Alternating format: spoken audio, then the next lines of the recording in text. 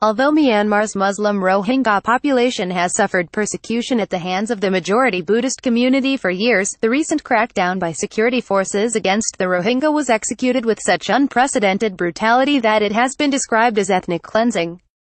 Over 600,000 Rohingya fled to Bangladesh, carrying with them stories of rape, arbitrary arrest and mass arson and killings, all of them crimes against humanity. That is why when news came on Thursday of a repatriation agreement between Bangladesh and Myanmar, it was met with scorn rather than approbation by human rights groups. Though struggling to provide for refugees, Bangladesh must keep its border open and not coerce people to return. For now, its humanitarian partners must step up assistance. Returning is unthinkable for those who have just escaped mass persecution.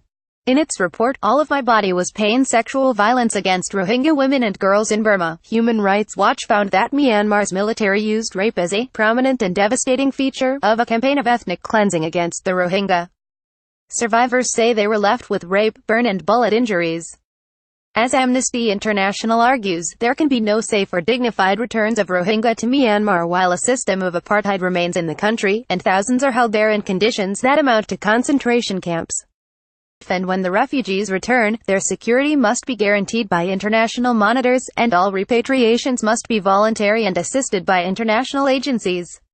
Meanwhile, with Myanmar's military calling the shots, a policy shift to reverse decades of abuse against Rohingya populations is virtually impossible unless world pressure is applied through Nobel laureate Aung San Suu Kyi. Though her indifference to the plight of the Rohingya is well established, international leaders must continue to pressure her to preserve the beleaguered population's rights.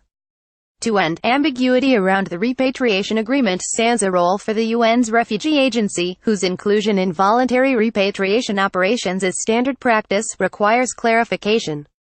Published in Dawn, in November 26, 2017.